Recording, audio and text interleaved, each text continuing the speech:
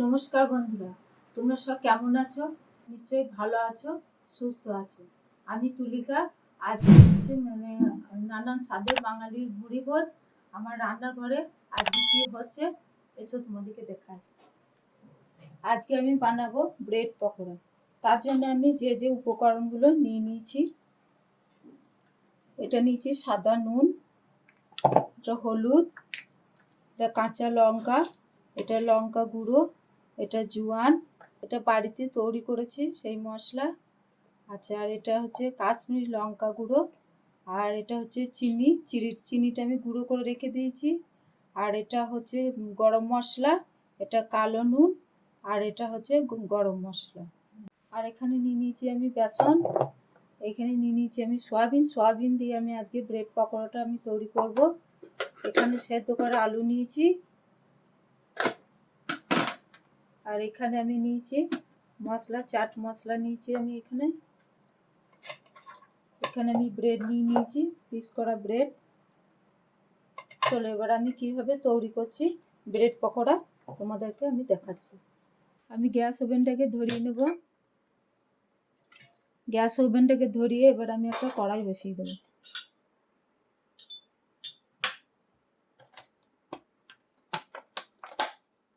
কড়াইয়ের মধ্যে আমি সাদা তেল দিয়ে দেবো। তেল দিয়ে দিয়েছি, একটু গ্যাস ওভেনে বাড়িয়ে নেবো আমি। এবার এই সেদ্ধ করা আলুগুলো আমি গ্রেট করে নেব।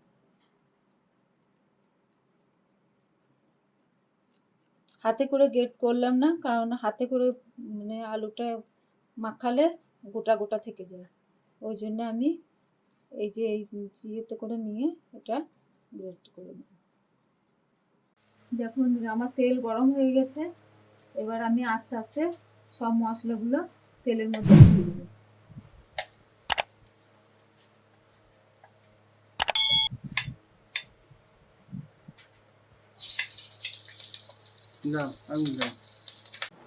সেদ্ধ করা আলুগুলো এতে দিয়ে দেবো।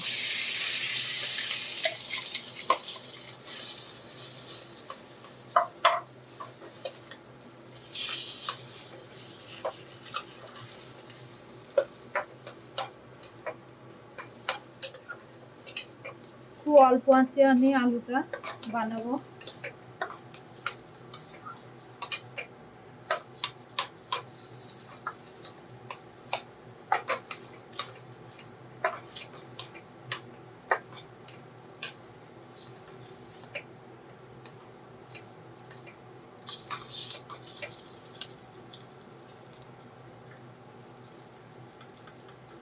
এবার আলুর মধ্যে আমি একটু সাদা লবণ ছিটিয়ে দিচ্ছি।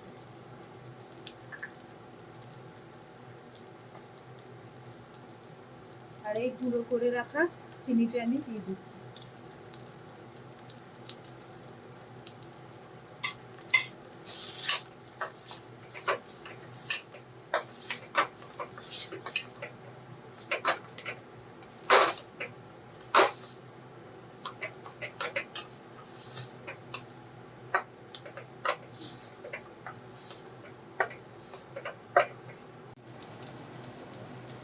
এবার দিয়ে দেবো 1/2 চামচ হলুদ গুঁড়ো।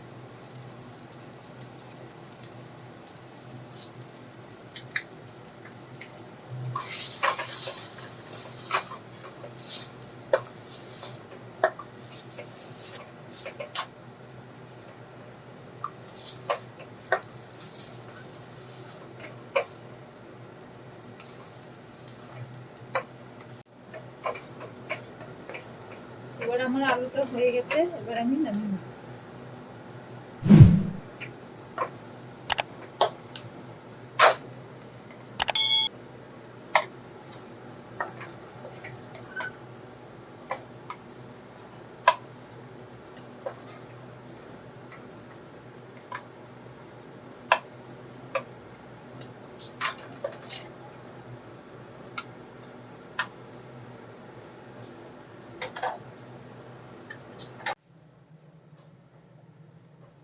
এবার আমি বেসনের মধ্যে সাদা নুন 1/2 চামচ দিয়ে দিয়েছি, আর দিয়ে দেবো একটু হলুদ গুঁড়ো। বেসনটাকে আমি ফেটে রাখবো। এবার আমি একটু জোয়ান ঘষে দিয়ে দেবো। জোয়ানটা ঘষে দিলে গন্ধটা ভালো আসবে। জোয়ানটা এবার দিয়ে দিয়েছি। এবার অল্প করে জল দিয়ে আমি বেসনটা মাখিয়ে নেব।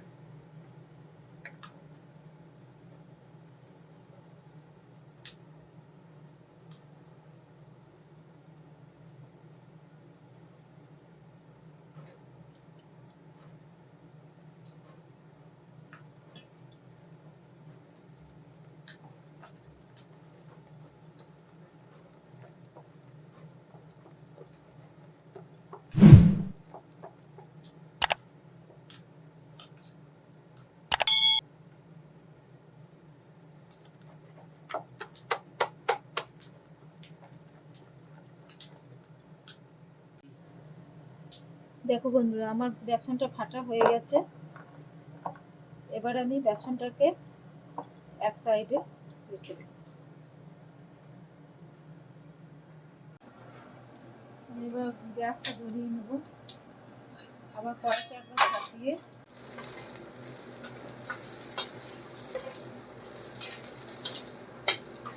সয়াবিনটা আমার হয়ে গেছে। এবার আমি একটা পাত্রের মধ্যে তুলে নেব।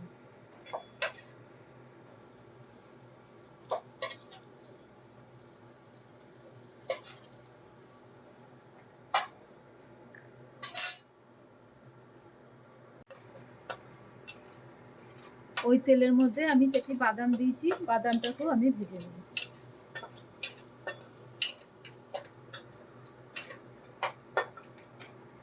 এবার আমি কাঁচা পেঁয়াজ আমি ভেজে নেব।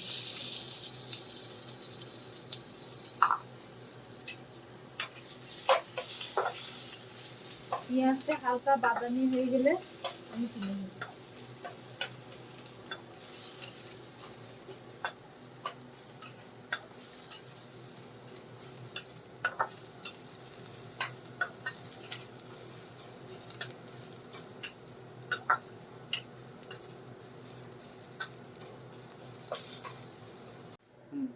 পেঁয়াজ আমার হয়ে গেছে। এবার আমি একটা বাটির মধ্যে তুলে নিচ্ছি।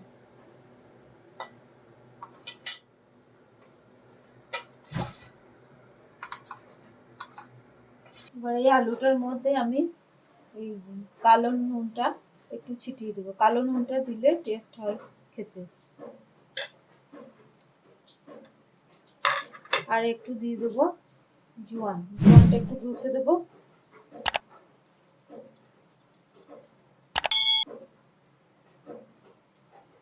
আর সবার শেষে দিয়ে দেবো একটু চাট মশলা।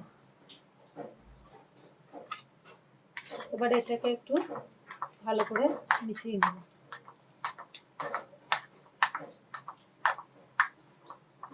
এটা আমি ভাজার সময় দিইনি। ভাজার সময় দিলে এই যে গন্ধটা থাকে সেটা নুনটার মানে কালো নুনটার অত গন্ধ থাকতো না।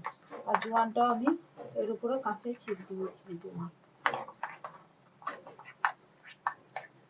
আমার মাখা হয়ে গেছে। এবার এই পিস করা ব্রেডটার মধ্যে আমি আলুগুলো সব মাখিয়ে দেব। এবার এর উপরে দিয়ে দেবো একটু পেঁয়াজ।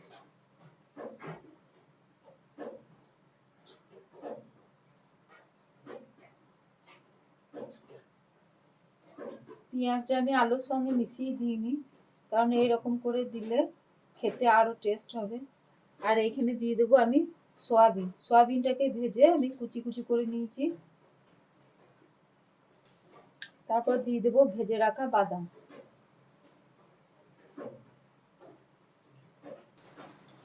এবার এর উপরে দিয়ে দেবো আর একটা পিস করা পাউরুটি।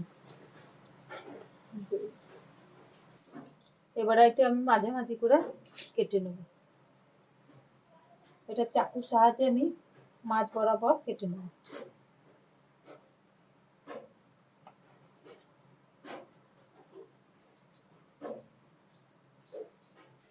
মাছ বরাবর কেটে নিয়েছি।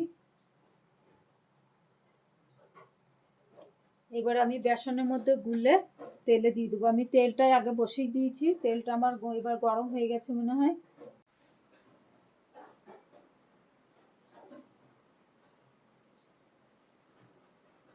তেলটা আমার গরম হয়ে গেছে। এবার আমি এই ব্রেড পকোড়াগুলো এবার ভেজে নেব।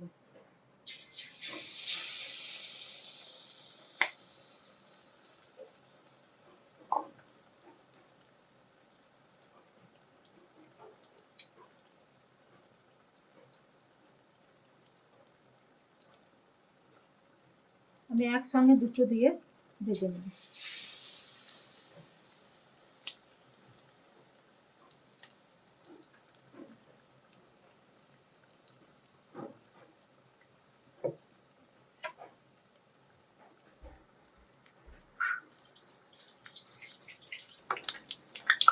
এবার আমি উল্টিয়ে দেবো।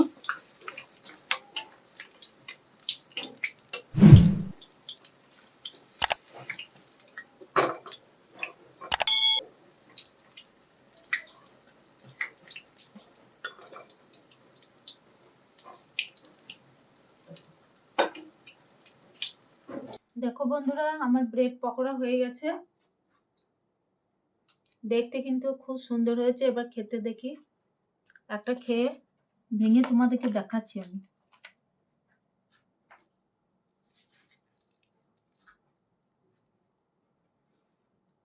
এটা বাচ্চাদেরকে স্কুলে টিফিন করে দিলে ওরা খুব ভালো, মানে খুব আনন্দেই খাবে।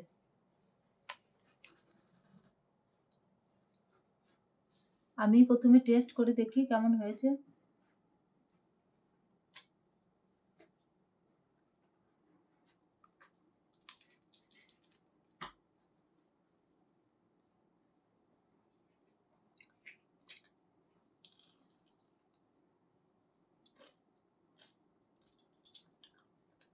খুব সুন্দর হয়েছে।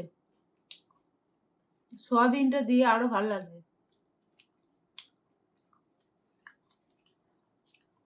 হয়েছে আজকে ভিডিওটা তোমরা অবশ্যই জানাবে কমেন্ট করে। আর সবার শেষে একটা লাইক, শেয়ার, সাবস্ক্রাইব অবশ্যই করে দেবে। নমস্কার।